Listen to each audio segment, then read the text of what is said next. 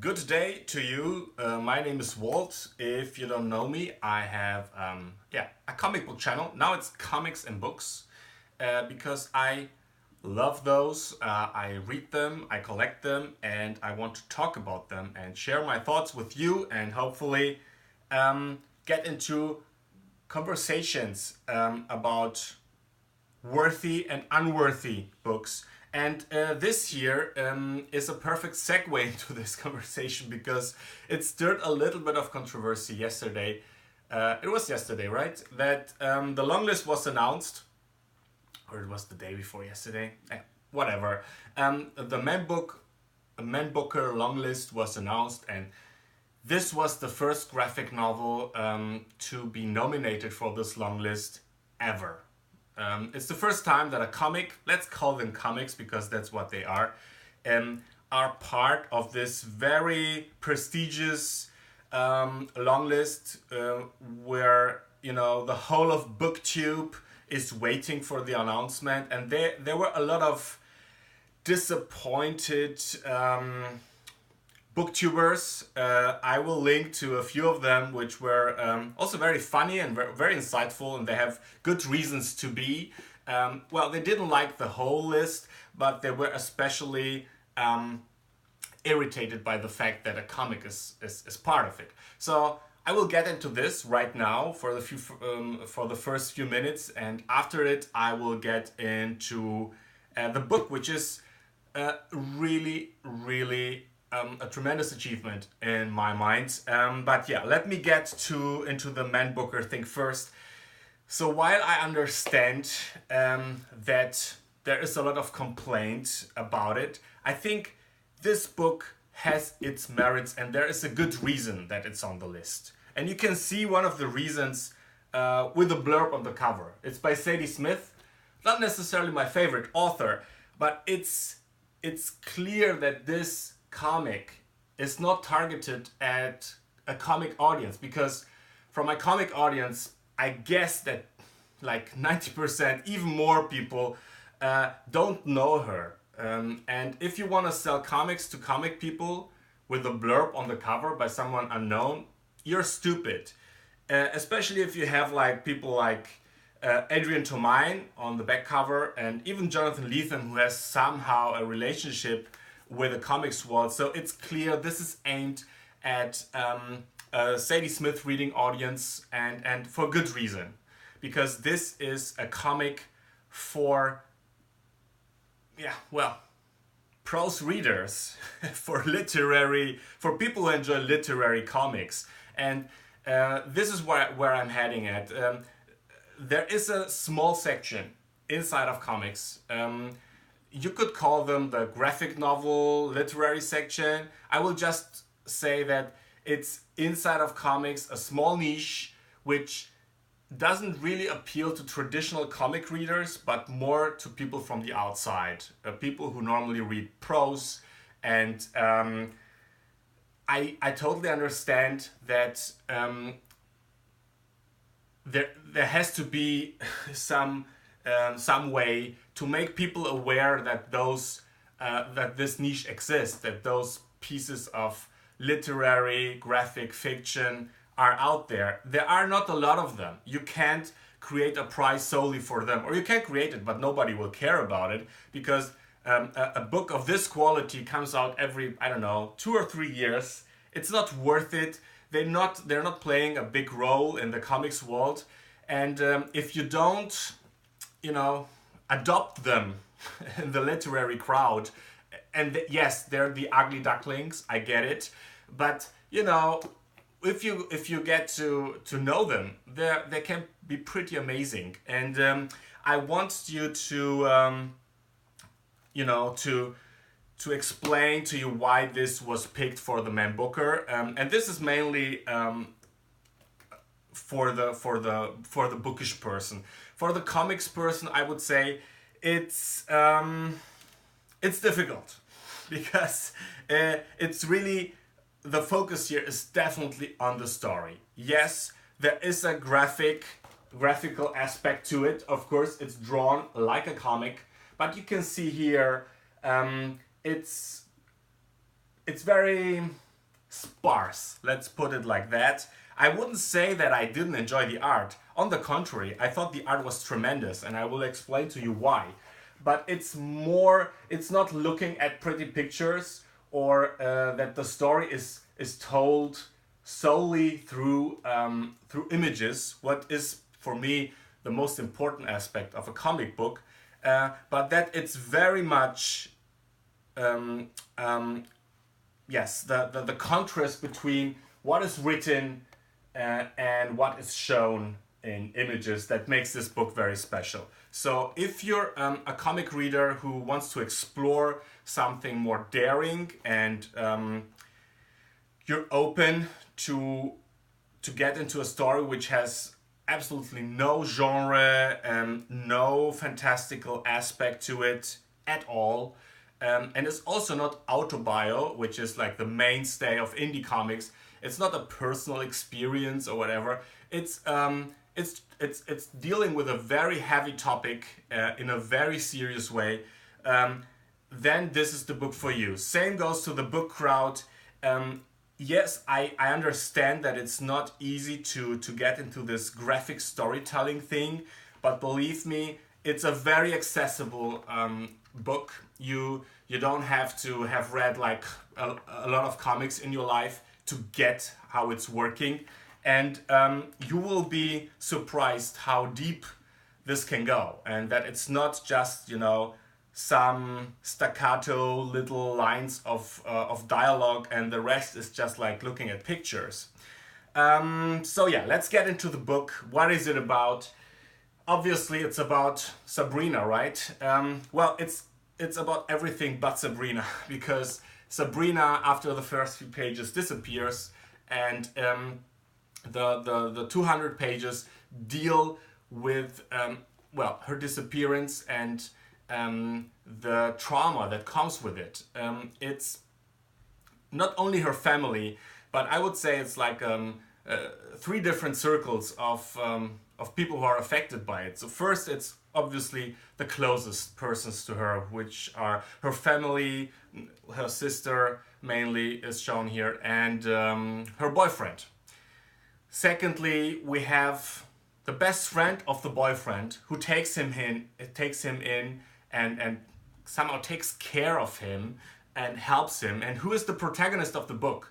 So it's a little bit the stand-in for us readers. And then there is another circle, which is, well, people who are not involved with it directly, but through media.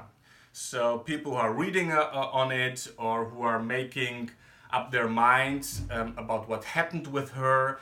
And yes, let me just say that it's hard to talk about it if I don't spoil it. So be aware that this is not spoiler free. And having said that, the disappearance turns out leads to what everyone was expecting, that this woman was killed, and the guy who did it has filmed everything, the gruesome ways in which he killed her, and he sends those videos to the media. And first the media decides to not publish them because of ethical reasons, of course. It's not like ethical, but like ethical because there's always a stupid person who leaks it for money or just for fame. And this is what happens here too, and those videos are all over the internet.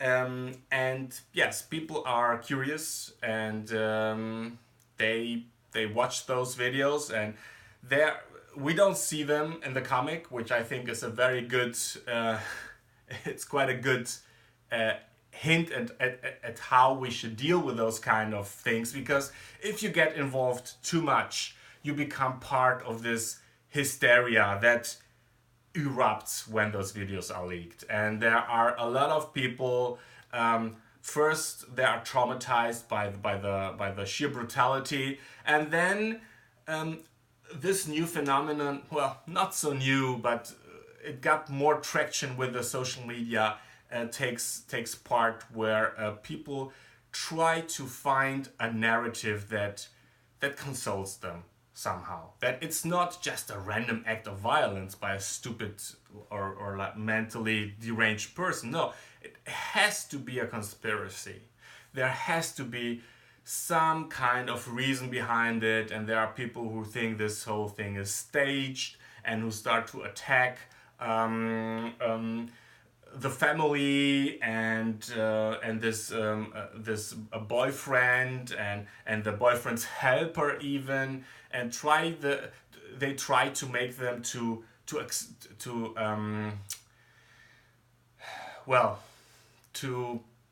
reveal the staging. That is not a staging, obviously. And we're on the other side of the story. We see what happens with those people who are bombarded by this mass hysteria which takes place. Well, that's the basic story. Or like, this is the basic, the basic arc. But of course, there's much more to this graphic novel or comic, namely the humanness through which Nick Drnaso approaches this whole thing. So yes, you look at those pictures and think, looks a little bit like Chris Ware, a bit boring, a bit non-expressive, and yes, true, it's true, but it's also part of the storytelling. And this is what I was telling you in the beginning. The interaction between this rather stiff art and let's say it's stoic, the stoic expressions, and the inner turmoil of the characters creates something which is very, very powerful. It's a tension which holds your attention for the whole book. It's one of the things that keeps you going, because you feel you see those characters, and most of them don't act out. They're like, they have this restrained calmness about them, but you know that inside, there is a lot going on with them. And I think Nick Drnaso choose a very good way of illustrating or pinpointing this dilemma that people have who are traumatized or who are under stress, that you don't want to show it, but it's inside, it's deep inside. So yeah, we follow the whole thing through the eyes of this guy here. He's like the Mr. Nice Guy, He's working. When you see him, you think, oh my God, he's an army person. He's probably this super macho, whatever. He's not. He's like a very soft guy. Even his whole environment. He's working for the Ministry of Defense or the Air Force, I think. And yes, he's wearing a uniform, as do his colleagues, but they're basically IT guys working in a cubicle. You see how all of them, and this is also another strength of the novel, it's not reeling in cliches. They're really kind to one another. They're really kind people, They're wearing those uniforms, but the craziest they get and the most aggressive they get is when they're playing computer games. And this kind person who is very lonely, his family has left him, takes in this childhood friend or high school friend. They're kind of estranged, and this boyfriend of the missing Sabrina, he's super traumatized. He basically doesn't interact with him, and you feel that he takes him in, of course, because he's a good person, but also because he's probably expecting some kind of friendship to live up again, and that he's not as lonely anymore in this big house.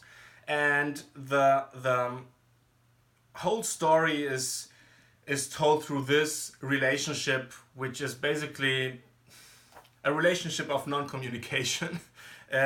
they don't really break the ice for the whole story. And you're thinking, okay, if those two who used to be good friends can't break the ice, who can? And this is the theme of the whole book. We're all living in isolation.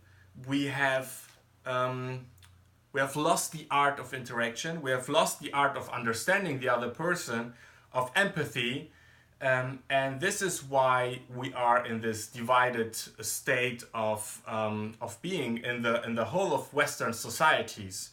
There is also another theme here, which is obviously political. Of course, we know that the whole conspiracy thing is now part of the far right, but when you remember back in the 60s, when all the hippies and the left-wing activists were going, and they were like part of the counterculture, there were so many conspiracies about the CIA state and whatever. So it's always those fringy, somehow excluded people, excluded from the political process, who want to console themselves. They're not represented, they don't feel represented in the process, so at least they want to have the perfect narrative and they want to find the scapegoat. So I don't think it's, and this is the good thing about the novel, it's not partisan at all. It's not political in the sense that it's pointing fingers at anyone. It's saying, well, it's a human fucking problem. It's not a problem of political inclinations or different values. It's a problem of human decency. And the problem is that we are seemingly losing it as we go forward. And why are we losing it? Well, because we can't interact anymore. We can't cope with another person. We can't cope with the problems that other persons have. We're so focused on our well-being and on